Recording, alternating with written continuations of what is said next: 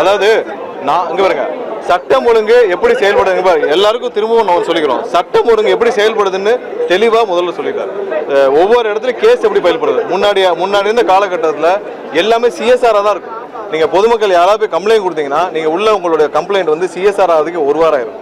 CSR ஆன பிறகு நீங்க எஃப்ஐஆர் போடுங்க. ஏன் பாலியல் குற்றங்களுக்கு அப்படிதான், குழந்தை மீது பாலியல் குற்றம் செய்து ஒரு கூட்டு பாலியல் பலாத்காரம் குழந்தை மீது நடத்தப்பட்டது கூட ஒரு வாரம் ஆச்சு எஃப்ஐஆர் ஃபைல் பண்றதுக்கு. அதுவும் ஹைகோர்ட் எல்லாம் தலையிட்டு சொன்ன பிறகு.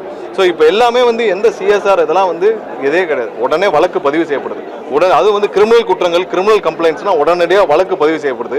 பல வழக்குகள் இப்போ பதிவு செய்யப்பட்ட வழக்குகள் எல்லாமே முன்னாடி சிஎஸ்ஆர், அதாவது கடந்த மே மாதம் ஏப்ரல் மாதம் சிஎஸ்ஆர் இருந்த பல விஷயங்கள் வந்து பொதுமக்கள் போய் ஃபாலோ பண்ணி பல சிஎஸ்ஆர் வந்து இப்போ வழக்காக பதிவு செய்யப்பட்டிருக்கு. எல்லாம் வழக்காக பதிவு செய்யப்பட்டு உடனடியாக விசாரணை நடைபெற்று நேற்று அதை சொல்றதுக்கு தான் முற்பட்ட பொழுது அவர் வந்து சொன்னார், அவர் எழுந்து போயிட்டு எங்களுடைய கட்சி சம்பந்தப்பட்ட நபர் 2 பேர் வந்து யாரோ ஒரு பாலியல் வழக்கு சொன்னார். அதை அடுத்த அந்த 1ஆம் தேதி அவர்கள் கைது செய்யப்பட்டு அந்த 2 பேரும் நான் சம்பந்தப்பட்ட அந்த பாலசுப்ரமணியன் 2 பேர் வந்து உடனடியாக கைது. நான் ஒரு தெரிஞ்சு சொல்றாரா தெரியாம சொல்றாரா நான் வெரிஃபை பண்ணிட்டு வந்தேன்.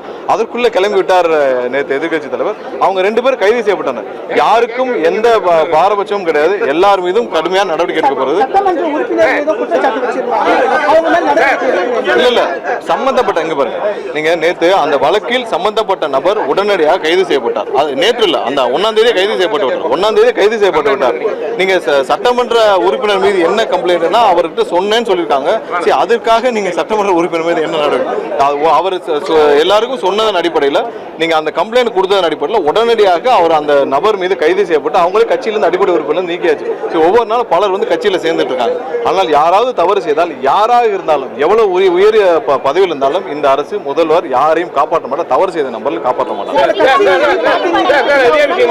முதல்வர் வந்து தவறு செய்தால் கண்டிப்பாக நடவடிக்கை எடுக்கணும்னு சொன்னார்.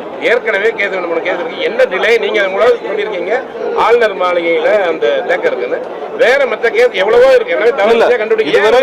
நீங்க பண்ணல, நாங்க எந்த காலதாமம் பண்ணவில்லை. ஏன்னா யாராவது முன்னாள் எம்எல்ஏக்கள் இல்ல முன்னாள் அமைச்சர்கள் இல்ல எம்எல்ஏ யார் மேலேயானாலும் 17 எப்படி நீங்க வந்து கவர்னருக்கு போகும். இதுவரை 2 பேருக்கு வந்து திரு அனிதா ராதாகிருஷ்ணன் அவர்கள் மேலேயும் திரு செந்தில் பாலாஜி அவர்கள் மேலேயும் 10 நாள் ஆச்சு, 2 வாரத்துக்கு மேல ஆச்சு. இதுவரைக்கும் கவர்னர் ஒப்புதல் கொடுக்கவில்லை. அவர்களுக்குள்ள மிகவும் இணக்கமாக இருக்கும் காரணத்தினால் அதாவது திரு செந்தில் பாலாஜி அவர்கள் மீது விசாரணை நடத்த வேண்டும் என்று கேட்டது இடி தான். அப்புறம் எதுக்கு கவர்னர் இன்னும் அந்த ஃபைலை பத்திரமா வச்சிருக்கான்னு தெரியல, யாருடைய உத்தரவுக்காக காத்திருக்கான்னு தெரியல, அவர்களுக்கு என்ன உறுதி கொடுக்கப்படும் தெரியல. எப்பயுமே பாரதிய ஜனதா கட்சி அவங்களுக்குள்ள ஒரு ஆதாயம் இல்லாமல் ஒரு ஃபைலை நிறுத்தி வைக்க மாட்டார். நான் தான் நேரே சொன்னேன், கவர்னர் தனியாக எந்த முடிவும் எடுக்க மாட்டார், அரசியல் ரீதியான முடிவுகள் மட்டும்தான் எடுப்பார். அவர் கண்டிப்பாக இந்த ஃபைலை நிறுத்தி வைக்கிறதுக்கான காரணம் கண்டிப்பாக வேற ஏதோ உத்தரவாதம் திமுக அவர்களுக்கு கொடுத்திருக்கிறது. அதன் காரணமா நிறுத்தி வைக்கப்பட்டிருக்கிறது. அதை பொறுத்திருந்து பார்ப்போம். வேற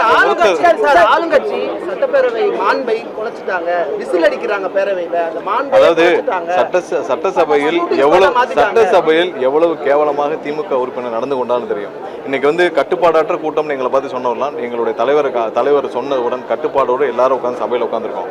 கட்டுப்பாடு இல்லாமல் எப்படி முகபாவனை என்ன ஓய்னு எல்லாம் கத்திட்டு இருக்காங்க.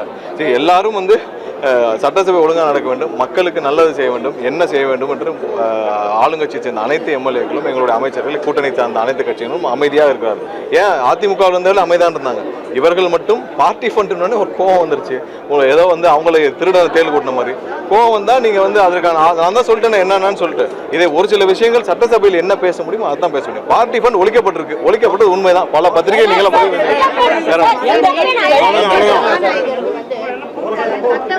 சட்டமன்ற உறுப்பினர்கள் முகபாவமோ இல்லை செய்கையோ செய்வது தவறு, அவர்கள் அப்படி செய்தால் நடவடிக்கை எடுக்கப்படும் என்று நேற்று சபாநாயகர். ஆமா, இன்று முதலமைச்சர் கடைசியில் அந்த செய்கை மரபுக்கு யாரையும் தனிநபரையும் குறிப்பிட்டு சொல்லவில்லை. முதல்வர் வந்து அவர் இந்த அரசு எப்படி செயல்படுதோ அதை சொல்லி காட்டினார். அவ்வளவுதான். நன்றி.